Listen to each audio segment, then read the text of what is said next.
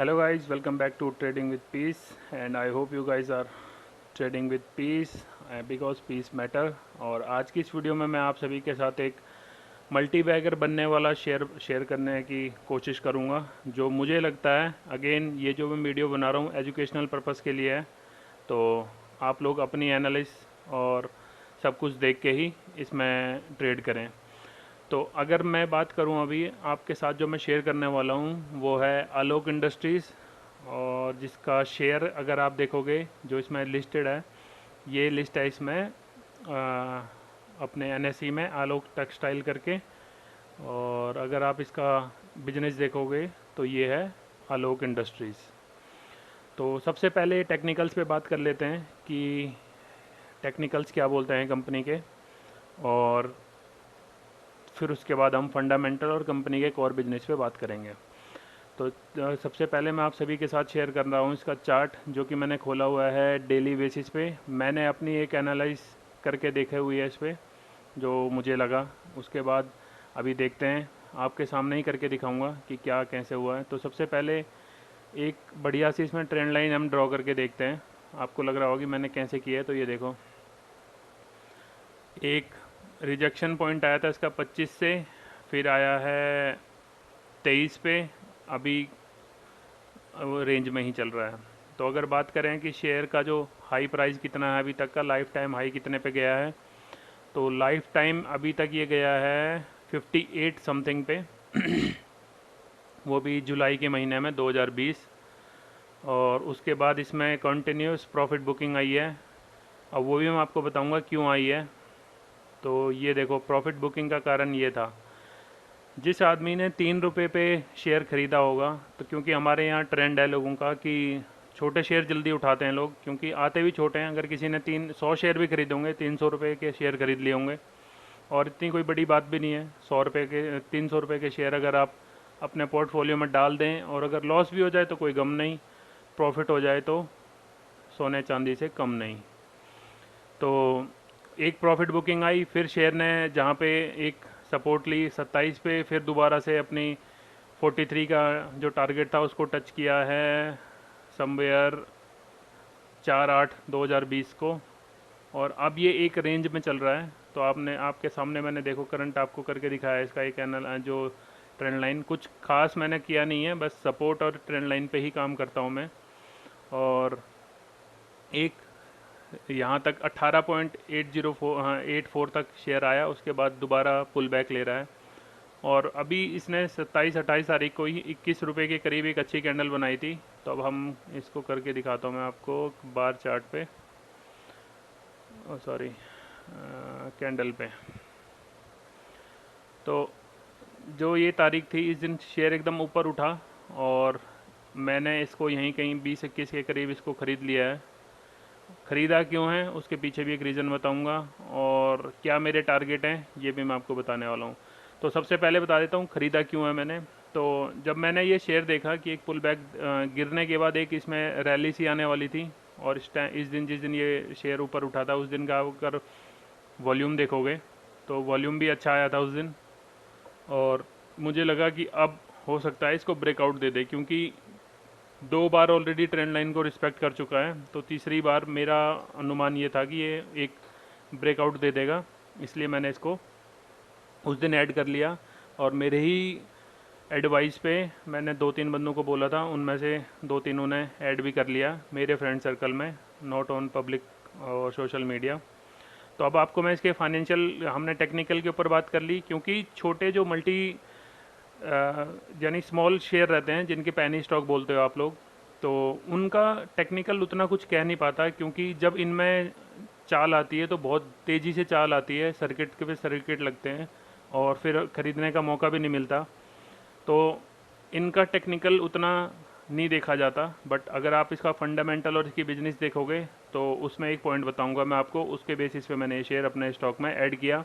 और टारगेट मेरा भी इसमें कुछ नहीं है, हो सकता है मैं इसको 1-2 साल तक तो होल्ड करूं, क्योंकि अच्छा अगर रिटर्न देगा तभी बेचेंगे, क्योंकि ज़्यादा अमाउंट है नहीं। मैंने इसको शेयर पे खोल लिया इसको अपने screener.com पे तो सबसे पहले बात करते हैं कंपनी का। आलोक इंडस्ट्रीज नाम है कंपनी का, और सबसे ज़्यादा इन्वॉल्व है कंपनी टेक्सटाइल बिजनेस में। तो ये देखो, Alok industries and textile company with presence in the cotton and polyester segment. तो कॉटन और पॉलिस्टर सेगमेंट में कंपनी काम करती है। मार्केट कैप जो कंपनी का है वो है 10,328 करोड़ का। और सबसे बढ़िया बात जो इसकी लगी मुझे, प्रमोटर होल्डिंग। तो कोई भी आप शेयर खरीदो उसमें प्रमोटर होल्डिंग जरूर देखो। अगर कंपनी के प्रमोटर्स को ही कंपनी पे विश्वास नहीं होगा तो शेयर होल्डर को क्यों होगा। तो इस कारण ये देखो आप, 75% इसमें प्रमोटर्स की होल्डिंग है। और दूसरी बात अब बताता हूँ मैं आपको, प्रमोटर्स कौन कौन है। तो इंडस्ट्री पी इसकी है 16 और ये चल रहा है 20 के करीब। बुक वैल्यू माइनस में दिख रही है। और ये प्रोज एंड कॉन्स। तो इसके सबसे पहले पीयर्स कंपनीज बात कर लेते हैं कि कौन कौन इसके कंपटीटर हैं। तो आपने बॉम्बे डाइनिंग का नाम सुना होगा, सियाराम सिल्क का भी सुना होगा, क्योंकि ये दो बहुत कॉमन और बहुत फेमस हैं इंडियन मार्केट में। तो इसका 10,327 का मार्केट कैप है, बॉम्बे डाइनिंग का 1627 का, और इसका सियाराम सिल्क का 1325 का। तो ये तो ठीक थी। अब इसकी सेल्स की बात करें तो सेल्स अगर आप देखोगे इसकी, पिछले आप मान लो 2020 में देखो, मार्च 2020 में इसकी 741 थी, फिर 369 हुई जून में क्योंकि कोरोना हो गया था, सितंबर में फिर थोड़ी सी बढ़ी, दिसंबर में फिर ज़्यादा, और मार्च 2021 में ये इसकी सेल्स आई है। तो साथ ही साथ अब सीधा इसके नेट प्रॉफिट पे बात कर लेते हैं। तो इस बार का नेट प्रॉफिट इसका -500 में है। तो वो देखना पड़ेगा क्यों हुआ, क्योंकि अदर इनकम इसने शायद कुछ पे हुई होंगी या पता नहीं क्या किया है। इसको हम छोड़ देते हैं, हम आते हैं सीधा जो इसके प्रमोटर्स पे हैं कि कंपनी के कौन कौन प्रमोटर हैं। तो प्रमोटर के पास 75 हैं, एफ के पास 0.90, DIS के पास 0.73, पब्लिक हम और आप जैसे लोगों के पास 23% स्टॉक है। तो सीधा प्रमोटर्स पे आते हैं। और ये देखो, रिलायंस इंडस्ट्रीज जिसका शेयर आजकल 2000 के आसपास चल रहा है, उसका इसमें 40% स्टेक है। तो अब अगर रिलायंस इंडस्ट्रीज इस पर 40% अपना स्टेक लेके चल रही है, तो हम तो अपना कुछ 0.5% तो डाल ही सकते हैं, क्योंकि जब उनको इस पर विश्वास है कंपनी पे, तो हमें क्यों नहीं आना चाहिए। और ये इसके सारे प्रमोटर्स के नाम हैं। तो हो सकता है आप इनमें से कुछ लोगों को जानते होंगे, बट मैंने तो सबसे पहले जो ये देखा, रिलायंस और GM फाइनेंशियल, तो इन दोनों के पास ज़्यादा स्टेक है इसका। और रिलायंस ने ऐसा नहीं है कि पुराने से ही इसमें होल्डिंग अपनी कर रखी है, सितंबर 2020 में ही रिलायंस इसमें एंटर हुआ है। तो इस कारण मेरे को थोड़ी सी कंपनी के जो फंडामेंटल्स हैं वो अच्छे लगे। अगर आप कंपनी के वेबसाइट पे जाओगे तो कंपनी के अवार्ड्स भी हैं, जो अवार्ड्स इंडस्ट्री ने कंपनी को दिए हैं 2006, 7, 8, 9, 10, 11, 12, 14 तक कंपनी को कई सारे अवार्ड मिले हैं। और कंपनी के बारे में बात करें थोड़ा, जो गूगल पे है इसका लिखा हुआ, तो फाउंडर हैं इसके सुरेंद्र जी। फाउंडेड इन 1986 में कंपनी फाउंड हुई है। हेडक्वार्टर्स महाराष्ट्र में है। नंबर ऑफ एम्प्लॉय कंपनी के पास 20,169 है, जो इसके अपने रोल्स पे होंगे। बाकी हो सकता है थर्ड पार्टी या कॉन्ट्रैक्टर पे अलग भी होंगे, क्योंकि इन इंडस्ट्रीज़ में चाहिए भी होती हैं छोटे लेबर्स। और सब्सिडीज ये हैं parent organisation Reliance Industries and JM Financial limited.